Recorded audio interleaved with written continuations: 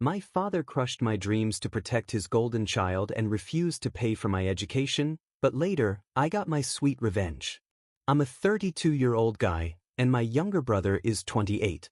We grew up with our father, who's now 56. Ever since middle school, my dad always favored my brother, and over time, I got used to it. I was never the son my father wanted because, unlike him, I wasn't into sports or typical guy activities. I was always more drawn to things usually considered feminine. Honestly, as a kid, I was a total mama's boy. I loved everything related to the kitchen, reading books, and even singing. My father tried to get me to play football with him, but I was terrible at it, and gradually we drifted apart. My brother, on the other hand, was exactly the son my dad wanted: strong, fearless, not afraid to get dirty or even hurt. He was the perfect son in my father's eyes, and it was obvious that Dad loved him way more than he loved me. He'd always talk about my brother with pride, while I never got that kind of praise. My mother, though, treated us equally. She was fair to both of us, and that's why I loved her more. I really tried to build a relationship with my dad and spend time with him, but after we grew apart, he didn't show much interest in fixing things. Sadly, the glue holding our crumbling family together was my mom, and by the time we found out she had cancer, it was too late to do anything. She was gone before we could even process it. Her death completely broke me. I was a mess for a while, and the only comfort I found was in the kitchen. I cooked something new every day, like my life depended on it. My mom had been an amazing cook, and she often told me that if she hadn't been forced to take over her father's business, she probably would have become a chef. So cooking was the one thing that brought me solace. Meanwhile, my father and brother didn't help me deal with my emotions at all. They buried any reaction to Mom's death, and if anything, they pulled even further away from me. In normal families, tragedies like that bring people closer, but not us. My passion for cooking really irritated my dad. He'd constantly nag me to get the hell out of the kitchen and do something more manly. One day, when he'd finally had enough, he snapped and said that if he caught me in the kitchen again, he'd make me do all the housework. He told me to be more like my brother and man up. That led to a huge fight where I yelled that he'd never loved me, and he agreed. Everything finally came out into the open. That was pretty much the last time my father and I ever spoke so honestly with each other. After that, I stopped trying to win him over, and he didn't show any interest in me either. For the next few years, I spent all my time in my room, listening to music and studying new recipes. I was determined to build a career as a chef, not just for myself, but for my mom too. Meanwhile, my dad and I only talked when we absolutely had to. My brother didn't pay much attention to me either and ignored me just like Dad did. After Mom's death, I basically had no one left to lean on. Finally, when it was time to apply to college, I decided to submit applications to some of the best culinary schools, as well as a few regular colleges. I wasn't sure if my dad would agree to it, but I had to at least try. That summer, I secretly interned at a restaurant to gain experience and managed to get a recommendation letter, which helped a lot. In the end, I got accepted into several schools, including one of the top ones, located in France. I was thrilled that it was finally happening, but I was also nervous because I'd have to ask my dad for permission to go. I was ready to beg if he hesitated, because I couldn't let my dreams slip away no matter what. So I told him everything. I expected him to refuse, maybe call it an unmanly profession, but I wasn't prepared for him to flat out refuse to pay for my education. I still remember how stunned I was. It's not like my dad was poor, far from it. He had more than enough money to send me to France. But it wasn't about the money. The real reason was that if I went to France and attended such a prestigious school, it would make my younger brother feel insecure. He was already struggling with school and couldn't get his act together, so my dad wanted me to go to a local college or figure out how to pay for it myself. I was floored that my father could be so cruel to his own son. I didn't know what to say. I tried explaining how important this was to me, but he wouldn't budge and refused to pay. He even said my brother's well-being was his top priority and that he didn't want me competing with him. I couldn't believe this was happening. I couldn't imagine another father anywhere crushing his kid's dreams just to prop up his favorite. After a lot of pleading and tears, When he still wouldn't give in, I lost it. We had a massive fight, I said a lot of harsh things, and I left his house for good.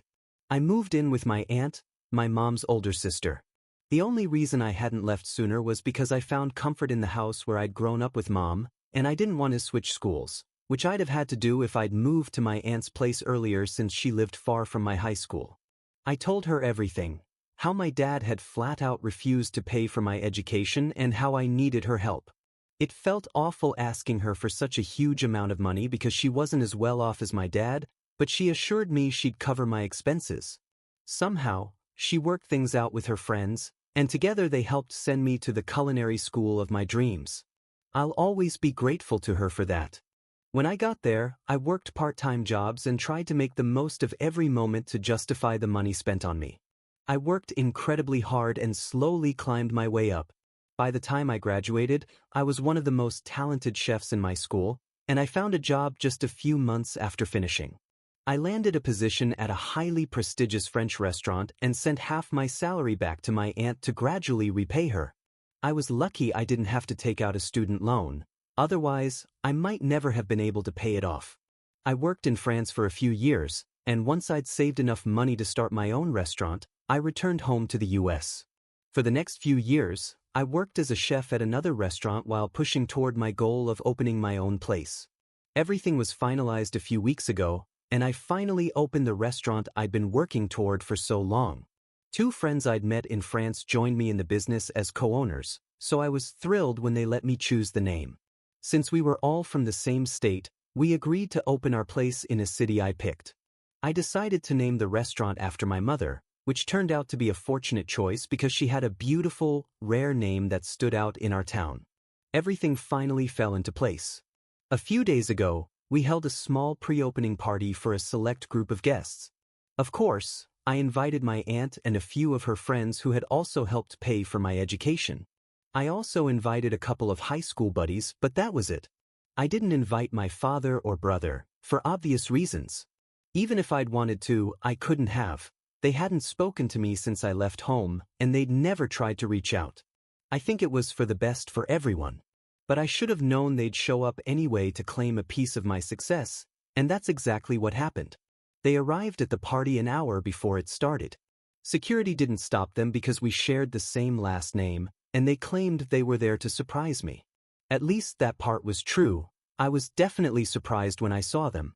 My father and brother greeted me like nothing bad had ever happened between us, acting incredibly friendly toward me, probably for the first time in my life. I froze when they walked into the restaurant. My friends noticed something was off and politely said hello to my relatives before leaving us alone. I'm grateful they picked up on my discomfort. I was still reeling from the shock when they handed me a gift, a portrait of my mother. My dad even said he'd had it commissioned especially for me to hang in my restaurant. He claimed that as soon as he heard about a trendy new restaurant opening in our town with that name, he knew it was me. He added that he'd always known I had talent. My brother chimed in too, saying he was insanely proud of me. I couldn't believe my ears and immediately knew something was up. I stayed quiet, waiting for them to get to the point, because I knew they had a reason for showing up. Sure enough, they finally revealed their real motive. It turns out my brother was now working as a bartender, and only because my dad had convinced a friend to hire him at his club. My brother's grades had steadily dropped throughout high school and college, so he never landed the high-paying job my dad had always hoped for. On top of that, he'd started slacking off during high school football games, which meant he didn't get an athletic scholarship. Ironically, he ended up at a community college, the kind of place most people try to avoid, because no one else would take him. They wanted me to make my brother a partner in my business so he could have a more respectable position, even though he'd done absolutely nothing to earn it. I could barely hold back a laugh, but I managed to keep it together and told them I'd think about it. Of course, I had no intention of considering it, I just didn't want to flat out refuse them right then and there. I wanted them to stay for the party because I had a better plan: to humiliate the family that crawled out of the woodwork as soon as they heard about my success. They seemed satisfied with my response, but oh man, they had no idea what was coming. As time passed, the guests started arriving, and within an hour, everyone I'd invited was there. I spent the evening mingling with them while my father and brother wandered around chatting with people too. I even overheard them bragging about me to some of the guests. I couldn't believe their nerve. Toward the end of the night, it was time for the host's toast, me and my partners. My friends went first because I wanted to save the best for last. When my turn finally came, I decided to let out everything I'd been holding inside. I started by thanking all my guests and raising a glass to my mother, because it was thanks to her that I'd achieved so much. I'd always believed her faith in me from childhood gave me the confidence I needed, and that feeling stayed with me even after she was gone. After giving her the credit she deserved, I moved on to the part about my father and brother. I mentioned how I'd had to borrow money from my aunt and her friends to attend culinary school and thanked them for their help. Then I got to the heart of it, why I'd needed to take out a loan in the first place. My family. I told everyone how I grew up with a father who never loved me, never believed in me, and constantly criticized me for being into girly things like cooking. And about a younger brother who was just like him. I explained how my dad refused to pay for my education because he was afraid I'd outshine his favorite, my little brother, which was why I left home. But despite all the obstacles, I managed to rise up and become who I am today. So, in a weird way, they deserved a little thanks for the hurdles I had to overcome, otherwise, I'd never have realized how strong I was. As I told the story, a lot of the guests shot my dad and brother the angriest looks they could muster. Even they had enough sense to at least pretend to be ashamed, though I knew they weren't really. Still, I walked over to them, gave them a hug, and played along with the same act they'd put on when they arrived. This game can be played by two. I announced that since they'd come to celebrate my success, I forgave them for everything that happened in the past and was even willing to offer my brother a bartender job at my restaurant. To everyone else, it looked like a touching reconciliation, and by the end of my speech, people started clapping, some even whistled. But my family and I knew it was nothing more than a jab to humiliate them, and I pulled it off. They had to smile and act like they were endlessly grateful for my offer because they couldn't afford to just storm off in a huff, even though that's exactly what they wanted to do. After a while, when the guests had left and it was time to head home, my father and brother approached me right outside the restaurant. They were furious, swear I saw angry tears in my brother's eyes. They demanded an explanation for what I'd done, saying that if I wasn't going to make my brother a partner, I could have just kicked them out from the start. I laughed and told them this was my way of paying them back for everything they'd done for me over the years, and that it was exactly what they deserved. Then I turned and walked away without looking back, even as I heard my brother yelling that it was the cruelest thing anyone had ever done to him. He even shouted after me that I'd regret it, but I didn't care. I was already getting into my car and driving off. That happened a couple of days ago, and I haven't heard from them since. My aunt thinks I might have gone too far and should have just kicked them out from the beginning. But I disagree, they had it coming, and I don't regret humiliating my father and brother one bit. Update 1. I've decided not to reach out to my family to apologize. Even though my aunt thinks I was too harsh, I don't feel any guilt about what I did, and I'm not going to pretend I regret it or justify myself to them. They had a chance to apologize when they showed up, but they didn't. I explained this to my aunt, and while she still thinks I shouldn't have done it, she's dropped the subject. I guess this is one of those times where we just agree to disagree, and I'm fine with that. On other news, of course, my brother's been bad-mouthing me behind my back to our old high school friends. Unfortunately, we went to the same school, so now people are messaging me to confirm rumors that I supposedly humiliated and kicked out my father and brother from my restaurant, even serving them 3-day-old food. Yeah, he exaggerated the story to play the victim, not surprising at all.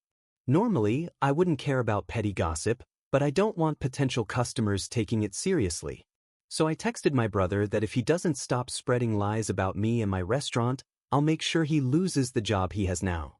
I hope that works, because I have zero desire to deal with this nonsense right now. I've got too much work, and it's definitely not the time for this kind of drama. Update 2. My brother texted back saying he'd stop only if I made him a partner. I can't even wrap my head around the level of delusion he's living in. Plus, if he wants to be a partner, doesn't it seem a little dumb to trash the very restaurant he's trying to join? I'm positive this is my dad's tactic to get his precious son a prestigious job without him lifting a finger, but too bad for them, it's not going to work with me.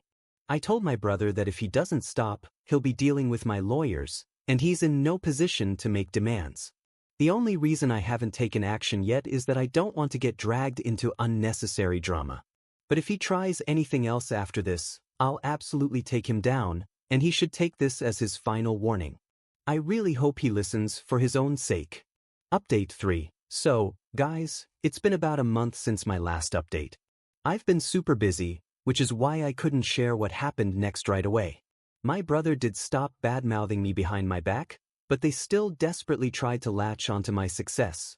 A few weeks ago, my father and brother showed up at my house to intimidate me. They threatened to sue me for using my mother's name for the restaurant, claiming they'd already talked to a lawyer. They said if I didn't want trouble, I'd better make my brother a partner ASAP. Of course, I saw right through their bluff. No sane lawyer would take on such a ridiculous case. They seemed to forget one key detail. She was my mother too, and as far as I know, there's no law stopping me from using her name. By that point, I was fed up with their games. I told them if they didn't leave me alone, I'd call the police. My brother lost it and lunged at me, but luckily, my dad held him back. I guess the constant humiliation finally got to him, and he snapped, but that's not my fault. They're lucky I didn't call the cops right then and there. I told my dad to get the hell out, but he sent my brother to cool off in the car and insisted on talking to me alone.